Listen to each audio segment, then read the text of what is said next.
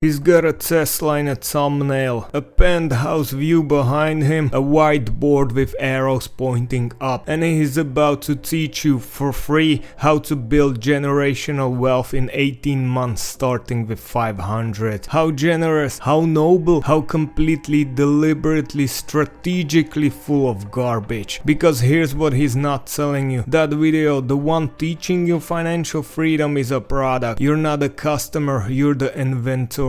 Welcome to the Tough Finance. Today we're burning down the influencer economy and we're doing it with receipts. Let's start with the fundamental truth that changes how we watch every piece of financial content online. Financial influencers are not educators. They are marketers who have chosen finance as their vertical. This is not an insult, that's a business model description. And once you understand it, everything they say starts making a different kind of sense.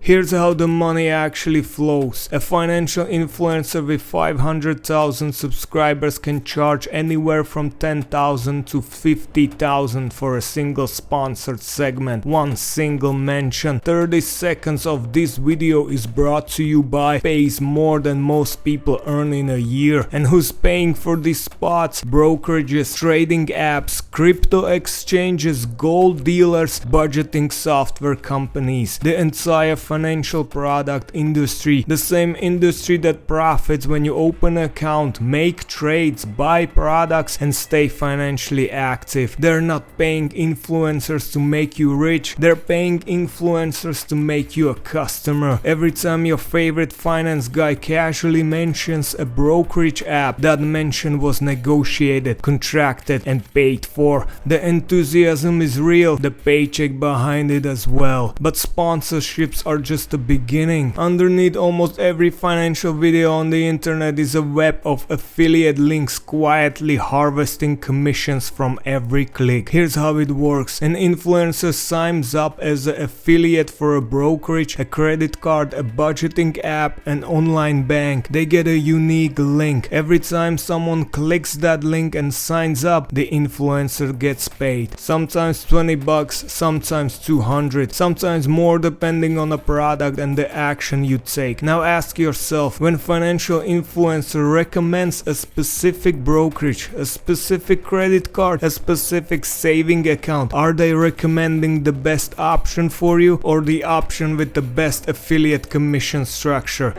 We're gonna sign you up from a credit card before I leave. You cannot sell, that's the point. The recommendation looks identical either way. Some influencers disclose it. A small disclaimer in the description. This video contains affiliate links, which technically covers them legally, but it doesn't change the fundamental conflict of interest baked into every single recommendation they make. The guy telling you which credit card to get is getting paid based on which credit card you choose. That's not a financial advice, that's a sales pitch wearing a thumbnail. And then there's a product funnel, the masterpiece of the influencer economy. It works like this. Step 1, create free content that is just good enough to feel valuable but just incomplete enough to leave you wanting more. Teach people 80% of something, make them feel smart, make them feel like they're almost there. Step 2, sell them the other 20% for $4.97. The free YouTube content is not a product. The free YouTube content is an advertisement for a product. That course on dividend investing, that masterclass on real estate, that $9.97 trading boot camp with the live Q&A sessions and the private Discord community. These are not educational institutions. They are the end destination of carefully engineered content funnel designed to convert your trust into a transaction. And here's the darkest part. The information in most of these courses, the actual content, is available for free in books, on Investopedia, in SEC filings, in public academic research. The influencer didn't discover secret knowledge, they packaged commonly available information into premium product and sold it to people who trusted them. The course is not a point, the relationship is the product, and they've been building that relationship for free for months or years before they ask you to pay for anything. By the time they launch the course, you don't feel like you buying something, you feel like you joining something. That feeling cost them nothing to manufacture, it cost you $9.47 to discover. But let's be fair for a second, because not every financial influencer is a conscious grifter. Some of them genuinely start out wanting to helping people. Some of them actually know their stuff. Some of them are decent human beings who got into this for the right reasons. And then YouTube happened. Because YouTube's algorithm doesn't reward accuracy, it rewards engagement, watch time,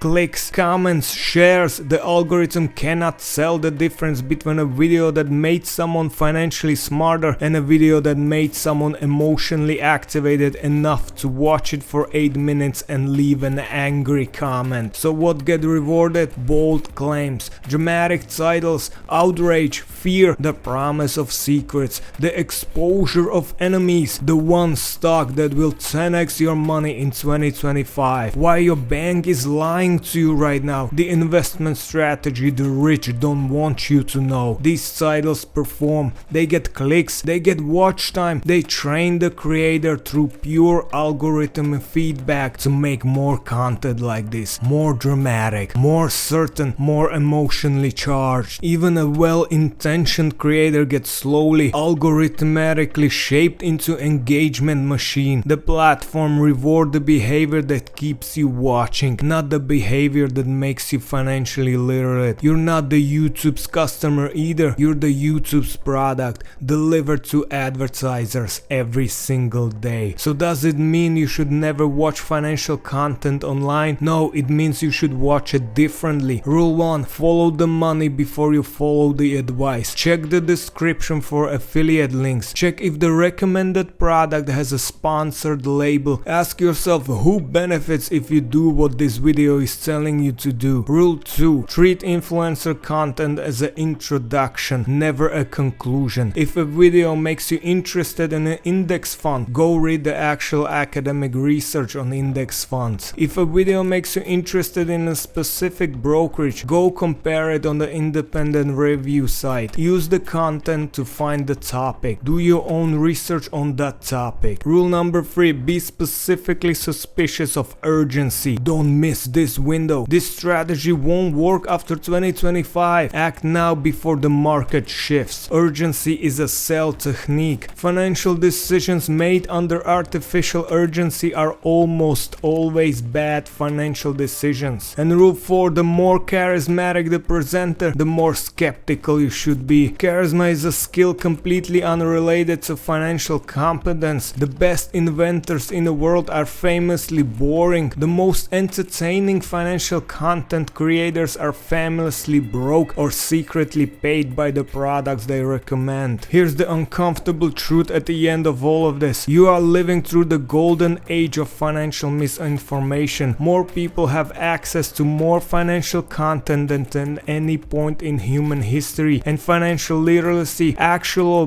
measurable financial literacy, has not improved. In many demographics it has gotten worse, because access to content is not the same as access to education, and an industry built on monetizing your attention has no structural incentives to actually make you financially independent. And financial independent person doesn't need the course, doesn't click the affiliate link, doesn't watch the next video about the next strategy for the next opportunity. A financially confused person does, every single day, forever. This is the tough finance. We exist in a wasteland because the wasteland is the only place left where someone will tell you the truth without a commission attached to it. Subscribe, because the next video is going to make your favorite financial influencer even more uncomfortable than this one did. And if you just thought of a specific influencer while watching this, yeah, that one too.